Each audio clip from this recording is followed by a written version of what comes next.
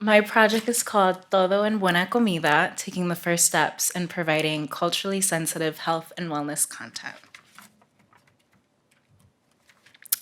So in the United States alone, 45 million Americans partake in novel diet schemes. I myself have absolutely cycled through a multitude of fad diets and ultimately failed them. I'm sure we can all relate to that. I remember one summer thinking, oh my gosh, like, why can't I just stick to a healthy lifestyle? Why can't I stick to a diet? Why can't I eat right? And ultimately, subscribing to diet culture often means we're subscribing to a predefined ideal set by society of what a healthy individual looks like.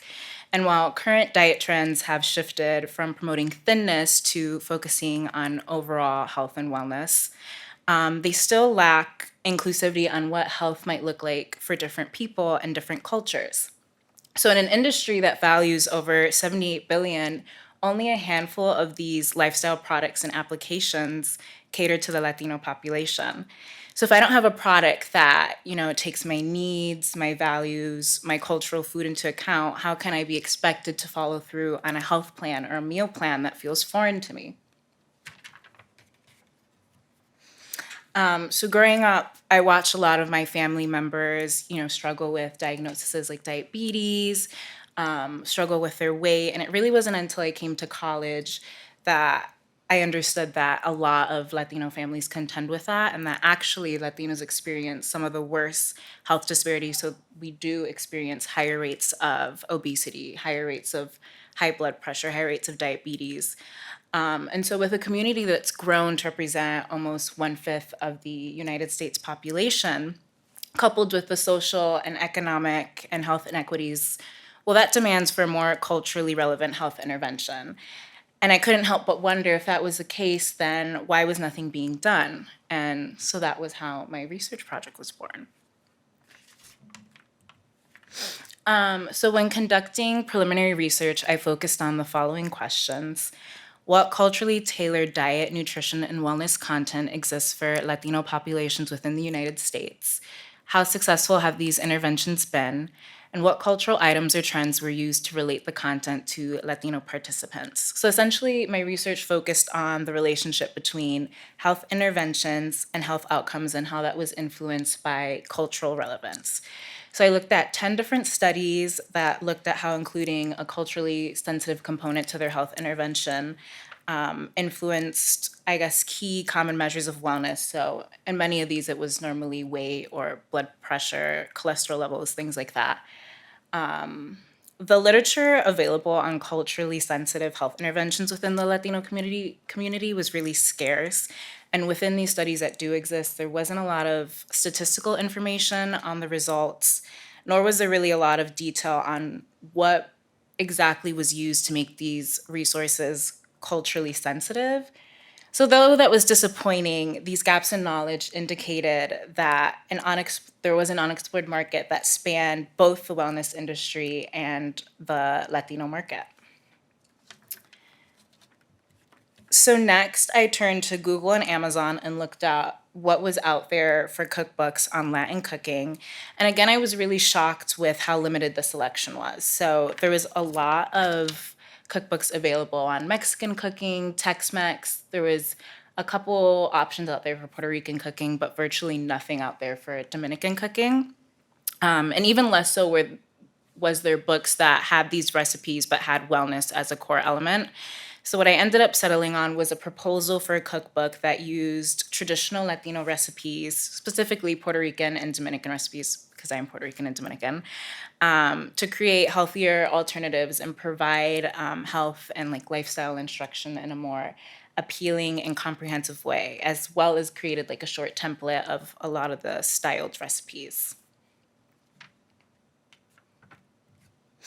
So next I went back to research and looked at a bunch of comparison titles. So comp titles are books that are similar to yours in one of two ways.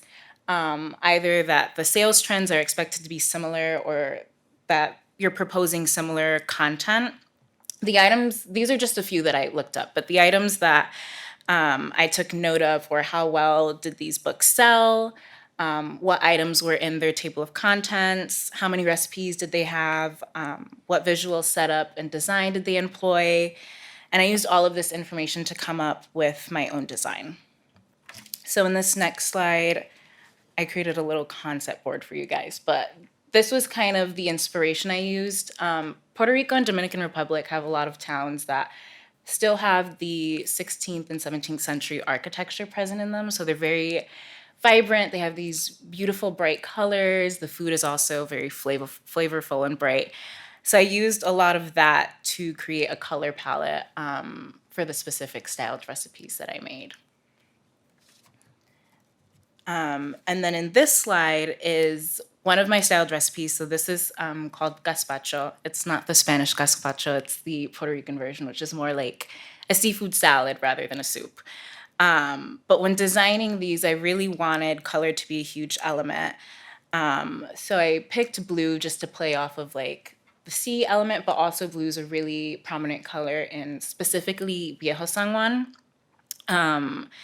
I color coded each section. So at the top, there's the head note, the directions, the ingredients, and then at the bottom, there's the nutritional information. I put more prominence on the ingredients and the directions because I felt like that was best in reflecting what the recipe was about. And then on the side, I have an image of the style dish.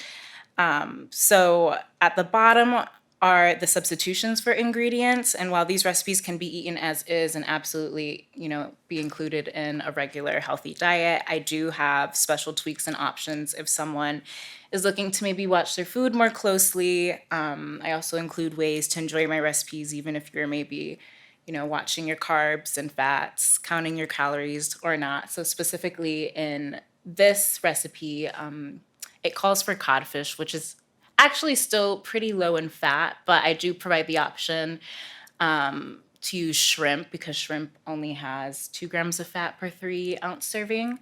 It also does call for the use of olive oil, and I offer the option to use coconut oil instead because coconut oil is the lowest calorie oil you can use. It also adds a little sweet flavor to the dish, which I think actually tastes really good with the ingredients. But ultimately, what I designed was a shorter installment of the cookbook I imagined. So this cookbook would be one that uses traditional Puerto Rican and Dominican recipes as a basis to teach nutritional information through 75 recipes. And then these are just some of the featured sections that I would have. Thank you.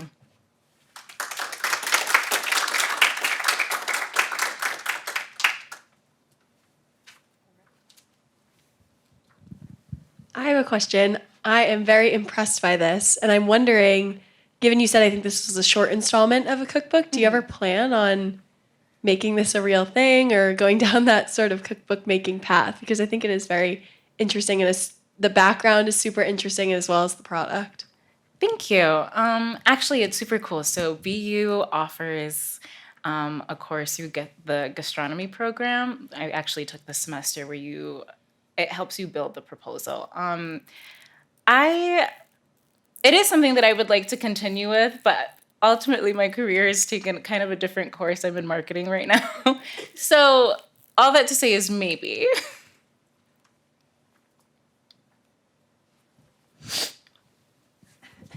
Super cool presentation. I was wondering if you had shared any of the recipes with your other Dominican family or friends and how receptive they were to it. Yeah, so I mean, my family they're very harsh critics. My uncle is a chef, so it definitely was a lot of trial and error.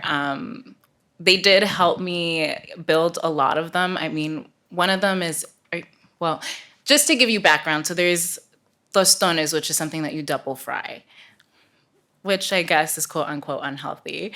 So I did try a version of that using an air fryer. Yeah, and I did get positive feedback on that, so.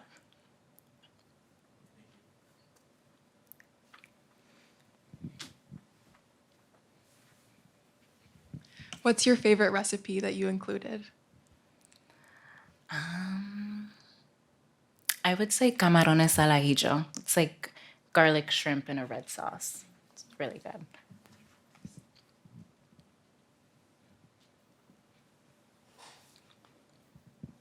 Thank you so much. That was great. Given that you see such a gap in the markets for, do you see any signs that this is going to be filled, or do you think there's anything that, I mean, do you think that is there anything that can be done to fill, like, even if you don't do it yourself, Yeah. to kind of fill this gap? So in one of the comp titles that I looked at, it was called Healthy Rican, that put a twist on a lot of traditional Puerto Rican recipes and made them, it's kind of similar to what my proposal is, and made them healthy. She, since the creator of that, has her own brand selling. So a lot of like Caribbean dishes call for the same seasoning. So a lot of Goya products, sazon, adobo, things like that. They're really high in sodium. She's created a set of products that take those seasonings and create a healthy version of it.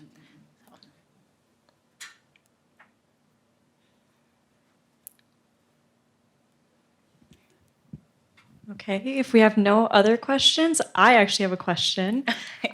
So this is kind of going off of the last question. Was there any substitution in the recipes that you found to be like particularly difficult to find something like an alternative? I think it was difficult specifically for side dishes. A lot of the dishes call for like rice, plantains, things like that. And I did try a couple substitutions for like white rice, but ultimately it kind of changes the integrity of the dish. Like it doesn't taste the same. So it's one of those things like you could have it with us, but it will taste different. It's almost like kind of a sacrifice. Okay, so Tatiana's presentation was actually a wonderful transition into our lunch period. And I'll dismiss you all for lunch. Thank you so much for joining us, and we'll see you after.